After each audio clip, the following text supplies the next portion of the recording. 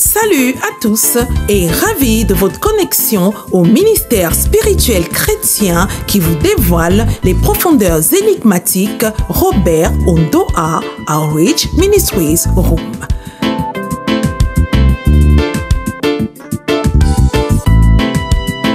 Faites du Room votre partenaire ministériel didactique favori et jouissez d'une croissance manifeste à tous égards.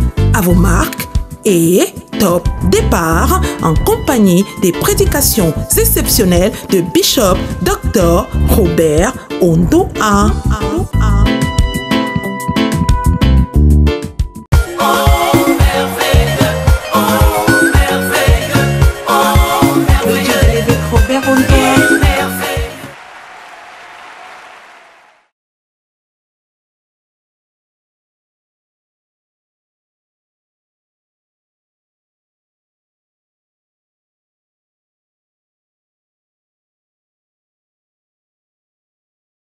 Ésaïe chapitre 2.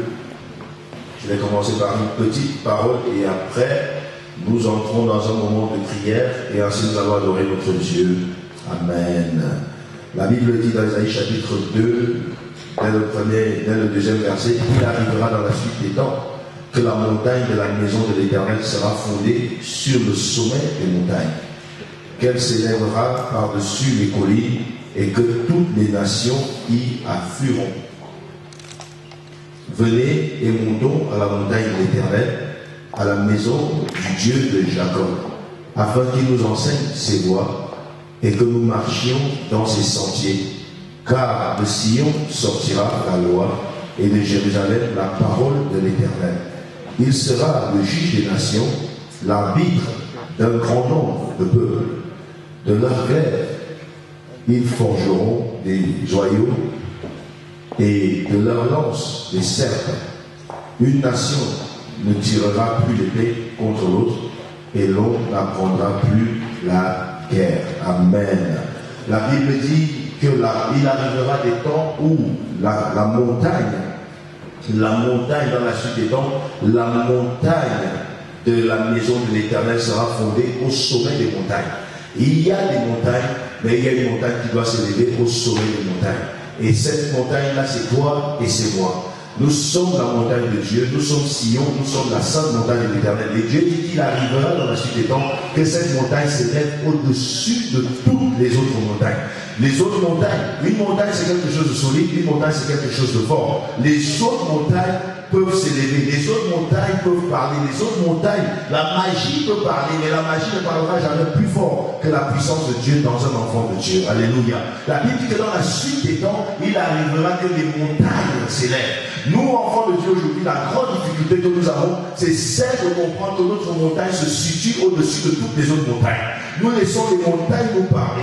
Nous laissons tout ce qu'il y a autour de nous avoir de l'impact et avoir de l'effet sur notre vie. Si nous savions exactement qui nous étions, exactement la position que nous devrions occuper, je crois que nous garderons cette position qui est la pole position. La Bible nous dit que dans la suite des temps, la montagne de la maison de l'Éternel, qui est toi, la montagne de la maison de l'Éternel, sera élevée. Pas qu'elle sera égale, mais Dieu ne te compare à personne. Comme Dieu ne compare sa puissance à personne. Dieu ne compare pas sa puissance à la puissance des ténèbres. Dieu ne compare pas sa puissance au diable. Le diable a été créé, mais Dieu n'a pas été créé. La puissance qui est en toi est une puissance illimitée. Les seules limites que tu peux mettre sont les limites que toi-même tu t'es imposées. Chacun d'entre nous peut aller au-delà des limites qui s'est imposées. Dans la vie de prière, dans la vie spirituelle, avant d'arriver dans la vie de tous les jours. La vie de tous les jours, nous sommes limités parce que spirituellement également, nous sommes posés des limites. Et il arrivera dans la suite des temps que la montagne de la maison de l'Éternel s'élève au-dessus des autres montagnes. Alléluia. Tu es une montagne. La Bible dit que tu es une muraille de feu. La Bible dit que Dieu fait de toi une muraille de feu. Rien ne peut t'arriver, rien ne peut t'atteindre. Les chrétiens se mettent dans une peur qui ne leur appartient pas. Les chrétiens tremblent là où ils ne devraient même pas trembler parce qu'ils ne savent pas exactement que la montagne de la maison de l'Éternel doit s'élever au-dessus des autres montagnes. Tu arrives dans un endroit où on te dit qu'il y a plein de sorciers ou plein de magiciens. Toi, automatiquement, ta montagne, elle est élevée au-dessus de la montagne. Toute toute incantation qui pourrait lancer contre toi ne pourra pas t'atteindre. C'est impossible, parce que ta montagne est au-dessus. C'est eux qui devront craindre. C'est eux qui devront s'agenouiller. C'est eux qui devront trembler. On n'est plus à un moment où on doit dire aux chrétiens, ouais tiens, ne va pas trop là-bas parce qu'il y a trop de sorciers. On est à un moment où les sorciers devraient faire des réunions entre eux et dire, n'allez pas trop là-bas parce qu'il y a des enfants de Dieu. Alléluia. Nous sommes la montagne de Dieu. Et les choses de Dieu ne se font pas juste parce qu'on a pensé qu'elles doivent se faire. Les choses de Dieu se font parce qu'on s'est préparé à ce qu'elles se fassent. Je suis venu ce soir parce que je me suis préparé à recevoir quelque chose. Je suis venu ce soir parce que je me suis préparé à venir ce soir. Dieu est ici. Dieu m'attend ici. J'ai fixé un rendez-vous. Et ce rendez-vous exactement est l'endroit où Dieu m'attend pour me donner ce qu'il avait prévu de me donner. Et comment est-ce que je vais faire pour ramener le changement, pour ramener des transformations exactement là où je suis? Je ne peux qu'aller par la prière. Et c'est exactement là où nous butons. Parce que nous prions, je ne parle pas de prier, je parle de prier. Parce qu'il y a des enfants de Dieu qui aiment bien se limiter à prier. Pasteur, j'ai prié. Mon frère, j'ai prié. Ma soeur, j'ai prié. Non, je parle de prier. Il y a un moment où tu arrives dans une dimension de la prière exactement, où tu dis, je ne lâcherai pas jusqu'à ce que je voie. Je n'arrêterai pas de prier jusqu'à ce que les choses s'accomplissent. Et il y a un moment où tu pries des prières, des prières, j'appelle de temps en temps ça des prières de complaisance. Seigneur, merci. Seigneur, je te bénis parce que je dois prier. Oui, mais il y a un moment où tu arrives dans une prière de rage. Exactement. Il faut que les choses changent. Pour que les choses changent, il faut que toi déjà tu changes.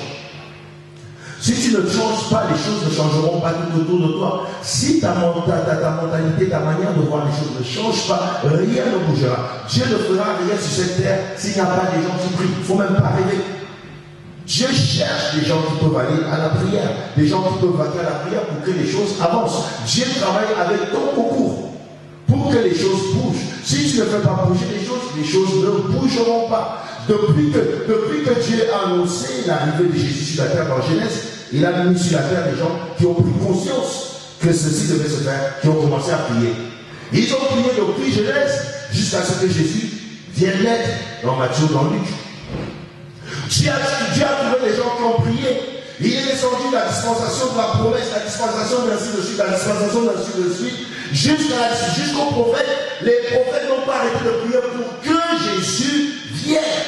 Même quand le temps des prophètes Esaïe et autres sont passés, nous avons vu que Dieu a levé des gens jusqu'au moment exactement où Jésus devait arriver. Il y avait Anne et il y avait Siméon qui devaient prier pour que la promesse s'accomplisse. Et quand Siméon pria et que Jésus naquit après, on va lui remettre Jésus dans le temps pour qu'il le présente. Il dit, mes yeux ont vu mon roi, la raison pour laquelle je priais. N'arrête pas de prier jusqu'à ce que tu vois la raison pour laquelle tu pries s'accomplir. Alléluia. Beaucoup d'entre nous abandonnons souvent on abandonne juste devant la porte. On est devant la porte. Le miracle. Vous savez, un jour où je parlais, c'était au Cameroun, je parlais sur le type qui était devant la porte. Perclus des pieds, le monsieur qu'on appelait, le monsieur que nous sommes connus dans les actes des apôtres, dont il l'argent, je n'ai pas. J'ai dit, attendez, vous savez, le type, quand il a, c'était curieux dedans, les gens voient qu'il a été guéri, mais les gens ne voient pas la vraie guérison. Quand il a été guéri, la Bible dit qu'il est rentré chez lui, la Bible dit quoi? Qu'il est rentré dans le temple. Pourquoi? Parce que c'est sa condition d'empêcher d'entrer dans le temple. Et après avoir dit ceci, j'ai compris depuis longtemps que le monsieur, son but n'était pas d'être guéri seulement, son but était d'entrer dans le temple pour louer Dieu comme les autres. Combien il était juste devant le but. À quelques secondes d'atteindre le but, il n'a pas lâché. Il a la foi jusqu'à guérir. Combien de fois nous nous trouvons juste à la porte du but et nous lâchons? Nous sommes fatigués. On s'est dit, j'ai assez prié. C'est suffisant. C'est pour moi. Il faut que Dieu nous amène à la place de la prière. Ce problème qui persiste, cette situation qui perdure, n'est pas la finalité. Il y a quelque chose à faire. Dieu a quelque chose à faire avec les problèmes. Dieu a quelque chose à faire avec les liens. Mais Dieu ne fera rien si nous ne levons pas pour avoir une prière rageuse. Une prière fervente. Une prière avec un sens, une prière avec foi. C'est ça qu'on appelle la prière fervente du juste. Ce n'est pas une prière complaisante. Seigneur, s'il te plaît, fais-le. Seigneur, tu ne vois pas que je suis fatigué. Dieu n'est pas mu par notre fatigue. Dieu est mu par notre foi. Alléluia. Dieu se mouve parce qu'il voit notre foi. Et par notre foi, nous pouvons bouger le royaume des cieux et changer les choses. Ta montagne va se lever. Ta montagne peut se lever par la puissance de la prière. Alléluia. Par la puissance de la prière, ta montagne peut monter. Elle peut monter. Tu peux devenir numéro 1 là où tu te trouves. Et c'est la volonté de Dieu que là où il y a les autres, quand tu commences à faire les choses, ton standard s'élève au-dessus des autres standards. Alléluia. Il arrivera la suite des temps que la montagne de la maison de l'Éternel s'élèvera au-dessus de toutes les autres montagnes.